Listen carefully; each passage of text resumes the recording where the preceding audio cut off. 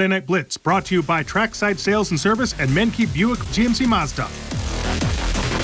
Welcome to the Friday Night Blitz. I'm Saul Meyer, and that is Serenity Douglas. We have some great games to cover tonight, from the hard court to the ice. But first, Serenity, a couple of weeks ago, a huge hockey program announced their comeback, and you were finally able to catch up with them. Why don't you tell us a little bit about that? Yep, so finally, many weather delays prevented me from heading out there, but it was well worth the wait. The North Lakeland Ice Incorporation exists to create a character and courage through a youth ice hockey program and family-friendly atmosphere. They unfortunately had to end their season in 2019, but they are back and ready to make a difference in the community.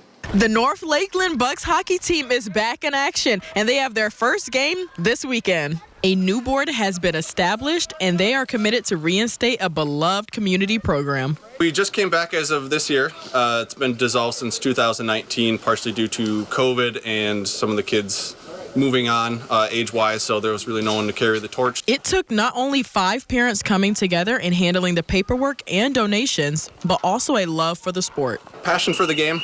I went to North Lakeland when I was younger, and I just moved back to the area, and when I found out that there wasn't a hockey team, I wanted to do everything I could to bring it back, because it was such a huge part of my childhood.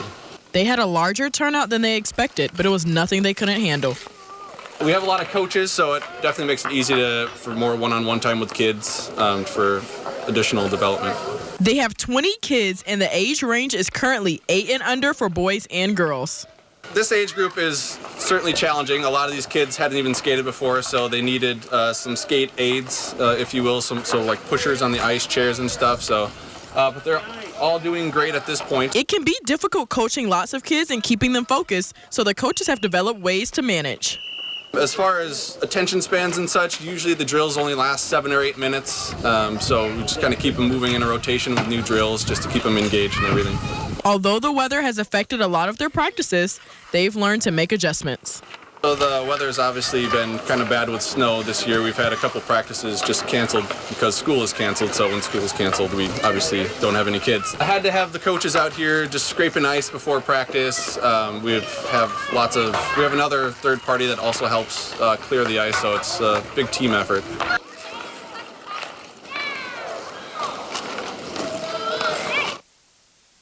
They're so young, but they can still skate better than me. Me too, but it was great seeing the kids perfect their craft. This is how great things start, when they're young. And seeing them all warm up and put on their pads really warmed my heart. You can tell how much they work hard, and the parents worked hard to create, reinstate the community and the program. But it's not too late to sign your kids up. Email northlakelandhockey@gmail.com and look for the latest updates at North Lakeland Bucks Hockey Facebook page. Since we're on the subject of hockey, why don't we take a look at some local high school area scores from around our area that happened tonight.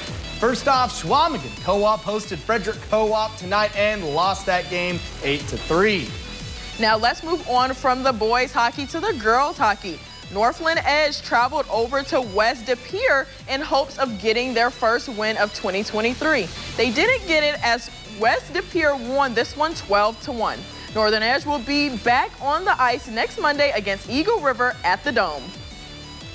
That North Lakeland hockey story was super cool, Serenity, so thank you for sharing that. It was cool, Saul. Well, that's all the time we have. We got more hockey tonight, but don't go anywhere because we'll have some basketball highlights coming up after the break. Friday Night Blitz, brought to you by Trackside Sales and Service and Menke Buick GMC Mazda. Welcome back to the Friday Night Blitz. We saw some great hockey coverage earlier, but now it's time to move on to the hardwood. That's right, Serenity. Both Northland Pines and Medford are tied for first place in the Great Northern Conference, so something had to give tonight. The Eagles hosted the Raiders in a game that very well could decide the fate of the GNC. Let's see which of these two teams came out on top. And a game like this has big implications for who could be GNC champs at the end of the season. Here in the first half, check out Nolan Lurvy get to work. He backs down the defender before hitting the nice post fadeaway bucket, 4-2. Later that half, Logan Bumgardner dishes it in the post to Ty Metz, who gets stuck, but is able to stick with it and finish off for 2 points. But the Eagles responded. Griffin Stemke with the eyes in the back of his head as he finds Gabe Smith for the big-time three. Medford trying to respond as Tanner Hraby misses the corner three, but Zach Rudolph is able to get the board, drive, dish it back to Hraby, who finishes it off for two. Medford ended up winning this one 59-50. Let's head down south to Three Lakes, where Blue Jays hosted Florence in some Northern Lakes Conference boys hoops action. Here in the second half, check out the give and go between LJ Terlizzi and Josh Koger. He drives in before going backdoor to Terlizzi, who gets the tough bucket for two, and the buckets didn't stop there for the Blue Jays, as Chase Melton drives in and hits the finger roll for the easy two. Here's Melton again, getting the ball again, driving and showing off that bounce for another layup. But the Bobcats had a give and go of their own. Evan Johnson dishes it out to Dominic DeMurray, who hands it right back, and Johnson drains the three, and Florence is going to go on to win this one 53-33. Moving on to Lakeland versus Rhinelander. Starting in the first half, the Hodex came out strong. Caleb Winter with the fake, then shoot to score the first points in the game. But look at this effortless three from Will Frotier. That's easy money. Jordan Laguerre makes a layup for two. Then Laguerre again with heavy coverage, but he'll secure another two-pointer.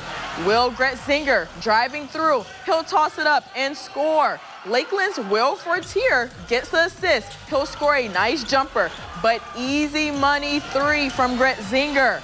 Kyle Brown steps back and scores a nice three for the Hodags. Rhinelander wins this one 68-57.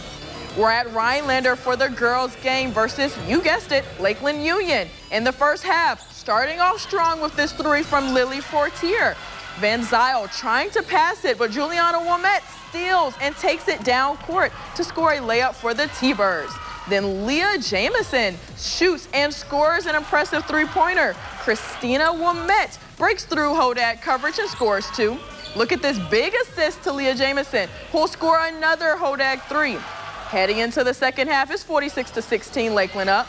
That's Lily Fortier for 2 points. And finally, Juliana Womet with the toss-up score. Lakeland takes this one 77-48.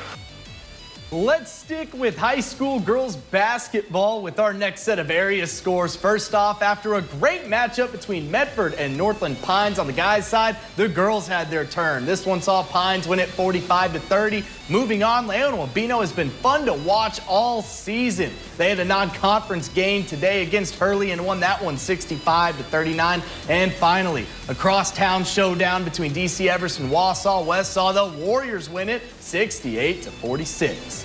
Now let's move on from girls hoops to boys hoops. First, Tomahawk hosted Anago and lost 65-48. Next, Crandon hosted Elko and lost 51-26. And moving on, Schwamigan hosted Auburndale and lost 68-46. What a great bunch of games we got to see tonight, Saul. That's right, Serenity. A lot of high-quality hoops tonight and hockey going on as well. Well, that's all the time we got for y'all. Be sure to tune in to the Friday Night Blitz every week at 10 for all your local game highlights, recaps, and scores. For Serenity Douglas, I'm Saul Meyer. Thank y'all and have a great night.